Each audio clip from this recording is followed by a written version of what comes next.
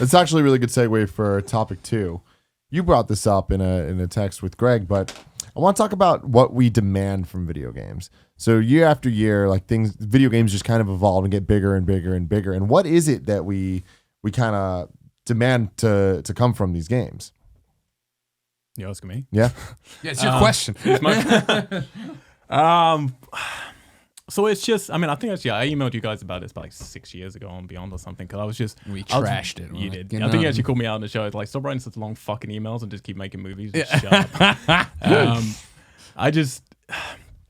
I always like, I think I like versatility and I like variety in any media of entertainment. And, you know, I think games are only getting healthier and healthier as we move along. But used to be frustrated my entire life because games are a medium where they tried to copy movies for so long, and they tried to copy TV for so long, and they tried to, you know, sometimes even copy novels. And they have attributes that none of those have, you know, like music and films and books and games all can do something better than any of those other mediums can do in telling a story and connecting people and experiences and communicating with people. And I always wanted games to at least have a pocket where they could just drop you into people's experiences. You know, it wasn't really about the end game. It wasn't about anything too dramatic. It was just about an experience you could share, and you could let someone else, you know, either walk in your shoes or have your options, and then kind of say, well, what would you do? You know, like, how would you tackle this situation? Emily is Away was like one of those ones from last year for me, like really simple, not necessarily graphically how I was always thinking, but just something where it's really simple, really small, but you're in that, you know? You're totally in that moment, and you can connect with so many aspects of that. And I always want a game to get to that point, and I feel they're pushing more and more towards that now. You know, you get things like Firewatch and you get things like Gone Home, and sure, there's still a large level of, for want of a better word, gaminess and, you know, over dramatization to them. But it just, I'm finding everything's just so oversaturated at the moment, and I'm old now, so it's kind of, it's like, well, I'm drawn then to like Firewatch I had huge problems with, but I was drawn to that because it's a small pocketed experience. Exactly. And it's something like you were saying, Colin, like you can get through that experience and you can see most of the things that are ought to see and really appreciate that game. But I'm losing my train of thought now. No, I mean, I think you're right there, because you were talking about it even in the last topic, right? Of you're getting older, so what you want out of a game, what you demand from a game changes. Yeah. Whereas you're with The Division, you're like, I should love this. Well, yeah, no, exactly. And I still want those big open world games, and I still want immersion, but I want more personality, and I just expect more from a video game now. Like it's when part of my problem with Firewatch is honestly it's some of the writing, and it's the opening which everybody loves. I actually think it's garbage. You suck. I love the setup for it. I love the setup. I love what the story is, and I love how they drop you into that character. I think it's fascinating and real and grounded. But the way they deliver it, I'm sitting there with my girlfriend, and I'm like, this is Firewatch. This is going to be a big fucking deal. I'm really excited. We start playing it, and she plays video games. You know, she plays Far Cry eats up her life. She'll play it every single night. And it starts, you know, up, and the words come up on screen, and I'm cringing a little bit. And maybe if I was playing on my own, I'll be fine. But with, you know, what's happening, like the dialogue, I was cringing, and I was like, this is unacceptable. Like, I shouldn't be cringing at video game dialogue anymore. Like, I just shouldn't, you know? Like, there's a level of writing which is, there's just no reason why it couldn't be written as well as a novel. There's absolutely So no your reason. complaint wasn't that it was opening with text-based stuff. It was that you didn't like the writing of it? It felt unfinished, the beginning to me, which from some interviews I then heard seemed valid. But yeah, honestly, like I could live with that if it was superbly well written. Gotcha. And I just find the older I get and the more that games start to nudge towards, we can do these other things that are more interesting. It's not just about a little game loop, and it's not just about, mechanic.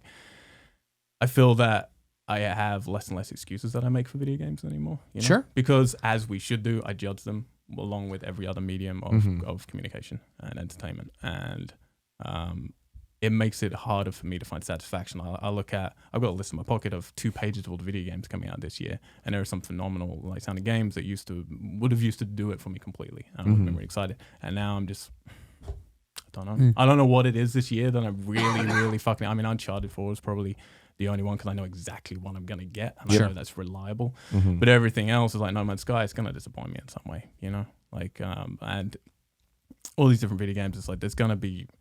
I just hold them to higher standards now, and my time is more valuable. So between those 2 things of the medium, I think growing up and kind of showing, we can do real things, real, meaty things that matter and affect people. And me having less and less time, it's kind of, I demand a lot more. Yeah, I think that makes sense, right? And I think we as being the generation that was coming of age as video games came of age, right? And we got to live through these technological leaps and all this stuff. I think it's easy to lose sight of the fact that, like, you're talking about this list in your pocket of these dozens and dozens of awesome games or games you'd like to play this year. Yeah. It's easy to lose sight of the fact there was a time when you could play everything that was worth playing. Yeah. I still feel like when I started at IGN, I always talk about it, that first summer with the Wii, where I played Super Mario Paper RPG or whatever the hell it was called on the Wii, right? And I was like, this is great. This was really fun. And it was because there was a huge dead period where there was nothing else happening. And like, I'm not saying there aren't dozens of games coming out, but there was like, to be part of the conversation and talk about everything that people were going to talk about, you could play it and be done with it. Yeah. And now it is that thing where there's so many games out there, you put them in, and even if they are AAA and you're reviewing well, you put it in and it doesn't tickle your fancy, it doesn't speak to you, you stop, right? Because I only have this many like Division, I only have this many evenings to play this game and be relevant with it while it's in the zeitgeist, right? So if I put it in and don't like it, then no, I'm gonna move on to the other game I need to play, or the other game I need to play, or the game I want to play, I should say. But that's the thing, there's more and more games, and there are more and more increasingly exhaustive quality. Like the effort and time and money and talent that goes into these things is extraordinary. And yeah, I'm less and less impressed for some reason every year. Yeah, I think it's the investment of the games nowadays. I don't think that it's necessarily that there's more out there that are part of the conversation. Because like you think back to the PS2, GameCube, Xbox era, like to me, and again, that was when I was in middle school, high school. So it's like that was the perfect time for me to be able to play everything, just because on a time perspective. Yeah. But like I remember looking at EGM and seeing all the games that were announced at E3 that were going to be coming out in November and being like, damn, how am I going to have enough money to play all these? Or, right. Like how am I going to get access? Talking to all my friends about, okay, you buy these three, you buy these three, you buy these three, and we'll trade and whatever. And I played through all of them, and it's like you could beat those games. Like there was even like for the RPGs and stuff, like, there'd be a Final Fantasy in there or something, but it's like that was the big one, and everything else is like, all right, I can beat Need for Speed Underground, or I could beat Metroid Prime or whatever it was. Like there was these experiences, you're like, all right, I can do this. But nowadays it's like, all right, between The Witcher and Division and like all the games we even were just talking about, it's like you can't just beat those games, right? You can't just get into them and even put 15 hours and be like, all right, I did what I need to do. It's like you need to put a lot of time, and it's not even just to even get to the gameplay nowadays. Like people bitch about tutorials and stuff, but just from the character creation standpoint, all the extra stuff that you were talking about of like whether it's actually affecting stats or if it's just cosmetic things, you still have to do all that shit. You turn on the game and you have to connect online, you have to do all that stuff, and it's like the little things add up. And it's like it's easy to bitch about consoles having firmware updates and all that, but the games then have updates. And then even when you get into the game, it's like, well, here's all these new things that have been added, and you have to like figure out what you're even trying to do. Like sometimes with games, it's hard to even know what the game is. How do you beat this game? Sure. Or is it just something you just play? And experience. And I think but that's what games are more so now than they've ever been. It's 100%. like you don't beat games. You just kind of play them until you're done playing them. They beat you. Yeah, you just play them until you're done. I think that I mean, I agree with you in a sense. Like that's actually, I mean, I'm being facetious, but it's true. It's like some of these games beat me. Or I'm like, fuck this. Like I can't. Like I don't even dislike this. I just can't. I play this anymore. And it's funny because I remember during the PS1 era specifically when I was in middle school and high school, it's like 7th, 8th grade, 9th, 10th grade. Because PS2 came out in 11th grade, where I played a lot of Japanese role-playing games, and I had a ton of them. I used to buy like so many games, and one of the qualities I looked at was length. Like I would read PSM or go online and read IGN or whatever, and be like, yeah, that's great. The comment, like, how long is Legend of Legaia? How long is Xenogears? Like I for some reason I was obsessed with this notion that length meant quality at some point, and it's not true. Xenogears, for instance, is an incomplete game. The game's rushed. It changes towards the end and ends very abruptly. Like that was too long for them to even make. So I look at these games now and I'm like, I understand that perspective, but I do think it's overwhelming gaming culture where it's like, well, how big is it? And like the value is garnered from how big the game is. Gone Home is $20 or whatever, but Gone Home's experience is worth $60 in my opinion. Like that game is an hour and a half long and you can never play it again, but it's way more resonant than almost anything I've played in the last few years. And so that kind of thing is in the eye of the beholder, where I'm like, well, we look at these experiences, and I'm not saying we should pay $60 for Gone Home. What I'm saying is that, why do we look at this and be like, well, is it big? It's not worth $60 because it's not 50 hours long. And I'm like, well, who gives a shit? You know, I'm like, is it fun? Is it an experience that's memorable? Are you enjoying yourself? Does it give you something? Do you walk away? The same thing with 3/4 Home, which was another game I really loved. I'm like, this game is extraordinarily good. Journey's another great game. It made me cry, like weep like a baby. You know, we paid $15 for it or whatever. So I think that we have this kind of warped perception, although I can accept it and understand it because I had that warped perception too when I was a kid of being like, well, if the game's not meaty, I don't want to play it. You know, and if the game's not substantive, I don't want to play it. But I'm like, well, now I'm like, these games, to your point, are getting too big. These games are getting, and there's a place for those games. And I know it's not popular, but like when I turn on The Division and I have to do this character creation shit, I'm like, why don't you just tell me the character? This is your game.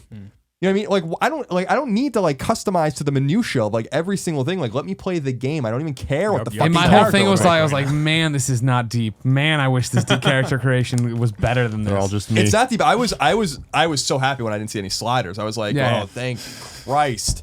You know, I think the argument here is going hand in hand, right? And the fact that I think it's just getting older means we have less free time, which means we want different experiences or the experience we exactly want. But I think it's also the game, because the games industry, you know, has increasingly become, you know, the indie and then the AAA, and I feel that makes it gradually implode because the competition between developers to make things bigger and to make things more optional and to make things more online and to make things, you know, it's all incomprehensible. Sure. Is too much. It's too much, and at some point, and I feel sorry. Like I play something like Division, I play all these fucking games, and I spend 2 hours playing them, and then I'm out. And I genuinely feel sorry. I would feel like I want to write a letter to the developers because I'm like, you guys worked so hard on this game. Right. I'm aware of how hard this was, and it's too much for me. And I'm not going to play it because that one little thing you did that doesn't quite echo with, you know, the stuff that I really want to. Right. It's a matter of, I mean, we talked about this on PS I Love You, I think, where it was Uncharted 4 having choices. Now, I know that they're not material choices. I'm like, why are there choices in an Uncharted game? You have got to be kidding me. You know, like when I saw that, I walked away from it was a PSX. I didn't want to see anything, but I'm like, you have got to be kidding me. Now, I understand that the wagging the dog with other industries where it's like, well, you know, these guys make this great choice in this game, so everyone wants to copy that. I'm like, Naughty Dog is now looking at what other people are doing and trying to copy that. Yeah. Naughty Dog. You know, I was like, I was like, oh my god, like there's too much bleed over between these games, like. Choose your identity. Not everything has to be the same. There's no reason to have choices, material or otherwise, in an Uncharted game, period. End of story. That's not what Uncharted is. And I understand it's a very aesthetic kind of thing where he might say something different or have a different, but I'm like, this is so weird. Like, that was the first thing I thought where I was like, to your point, where I'm like, this isn't Mass Effect. Mass Effect is Mass Effect. Uncharted is Uncharted. And so I think that, like, to your point with the open world fatigue that we're seeing with, you know, some great games, like I really like Mad Max, for instance. I thought that world was alive in its death and direness. Like, I thought it was a really interesting world, but it's like these are all hitting at the same time. Just Cause 3, Far Cry Primal, and Far Cry 4, like all these games, these open world games that were looking at games years ago as they were in pre-production and being like, we're all going to do this, and then they all hit at the same time. And, you know, but to the, you know, to the other side of it is that I'm a baby with this shit, and I think we all are, where it's like, I don't even know what I want. I sit here and say that I don't want, you know, to be perfectly honest, I'm like, I don't want the same thing over and over again. But annualize Final Fantasy Tactics, annualize Castlevania, and annualize Mega Man. And otherwise, like, annualize everything I love. Otherwise, do different things. So clearly, like, I'm a hypocrite in that way as well, as we all are, where we identify the things that we like and then we don't want. We want new things and we want them to tell us what to do. But isn't it about what we're talking about here, similar to what we have right here with the audience and YouTube and Patreon and the best friends and all that stuff, right?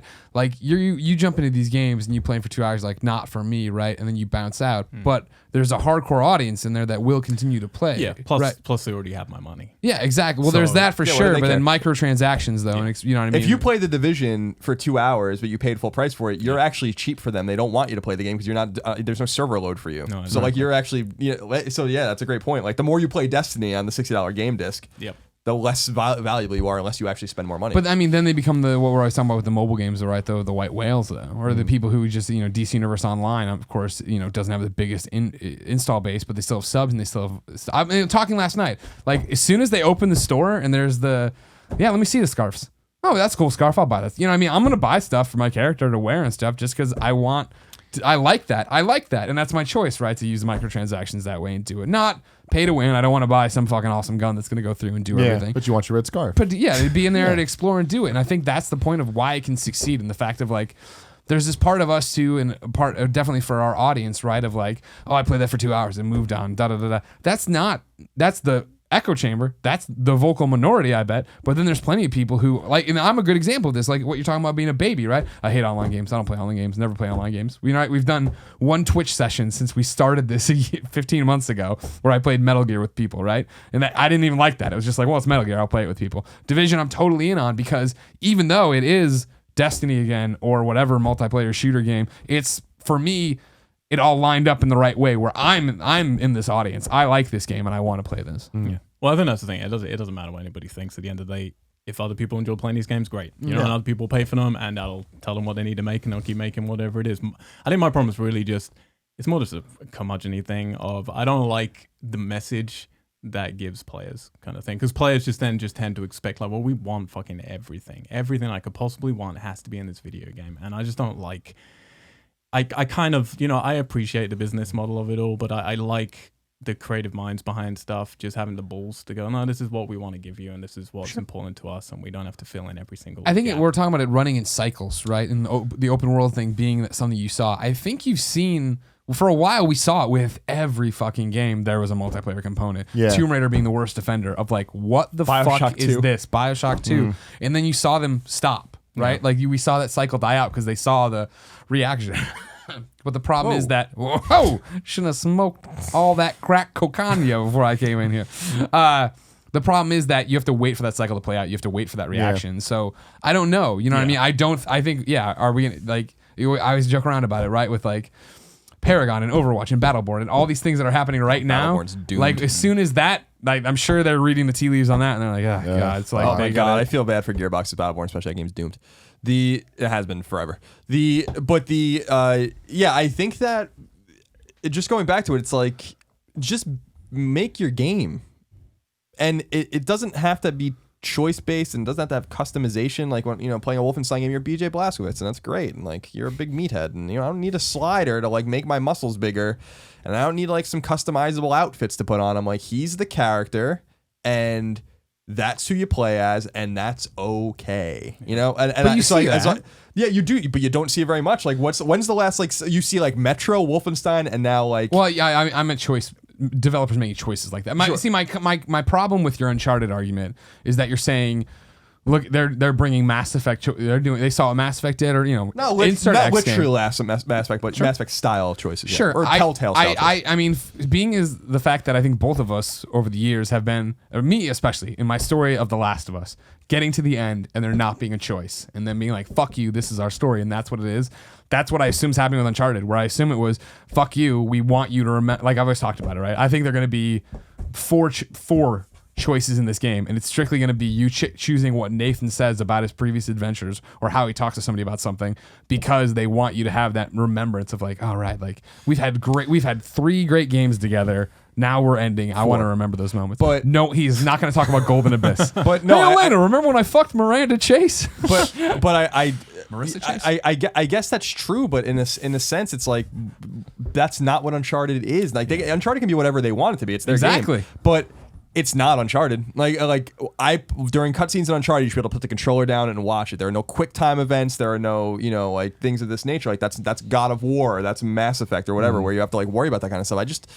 It seems strangely reactionary for a Naughty Dog game.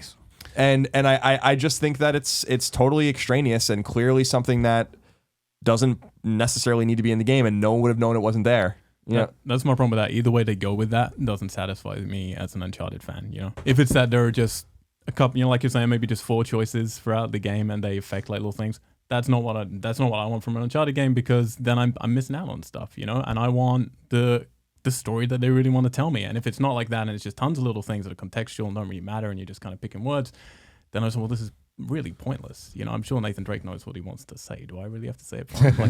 It's so either way with that road for me, it's like that doesn't satisfy me at all. I understand. Which is worrying. It'll be interesting to see. You know what I mean? Like I think the knee-jerk action right now is, that's not Uncharted. That's not what we want. But these are the guys who make Uncharted and gals who make Uncharted. So let's see. No, absolutely. That's what it's going to be in the end. I just said I want creative people to have more power. So this is genuinely something that we're all babies. The right thing. Well, that's the conundrum, right? Like that's what I'm trying to say is like we say these things, but we still don't really know what we want. If I sat in a focus group and told them what I wanted out of Uncharted, I don't even really know. Like whatever you want. They're like, well, we're giving you what we want to give you, and I'm like, well, that's not really Uncharted. And like, well, we like, It's a cycle. Yeah. You get into people's intentions, so that's the problem. It's kind of like, what is their intention? Is it contrived? Is it that they've looked at demographics and charts and stuff, or is it literally that they thought, you know what, this is our last thing, this is something we always want to try out. Like we think it's important to like empower the player a little bit more in the emotional story. Like you don't know what the intentions are. Sure, but it reminds me of, I always talk about Dead Space, where it was like I played the original Dead Space, which I think is one of the great games of last generation. I think that game's fucking awesome. That's a phenomenal, maybe the greatest survival horror game there is. Like it really, when it comes right down to it, like when you think about it, and I'm not talking about like Resident Evil 4 is awesome and all that kind of stuff, but mechanically and atmospherically, the backtracking, the Ishimura is like an awesome place to set. You know, space is weird, and you're backtracking through the ship, and like weird new things are there. And then you play Dead Space 2. And in my opinion, I'm like, this is a focus tested game. This is a game that changed for no reason, and I didn't even finish it because I was like, there's something not right about this because you already lost the essence of it. It's the same thing with BioShock to BioShock Infinite in my mind, where I wouldn't finish BioShock Infinite either because I'm like, what the hell happened? You know, like what happened to this, like to BioShock, and so. It is about our own expectations. It's also about having discerning or not discerning taste, which I think is totally a subjective thing. I don't think that like I have more discerning taste or less discerning taste than someone else playing games. It is just about taste generally. But I do agree with you that the middle ground being gone in between AAA and indie means that there is like a gravity in the middle that's going to suck it all together, for better or for worse, and make it implode on itself. Because I'm not talking in terms of economically, but I'm talking in terms of fusion of ideas. And I think there's going to be a lot more of sameness until we do something about it.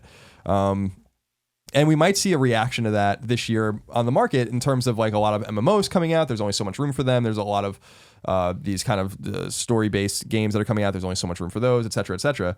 I just want, I agree with you that I just want some different experiences, things that aren't reacting to the zeitgeist, but like creating the new zeitgeist. And otherwise we kind of get stuck in this cycle.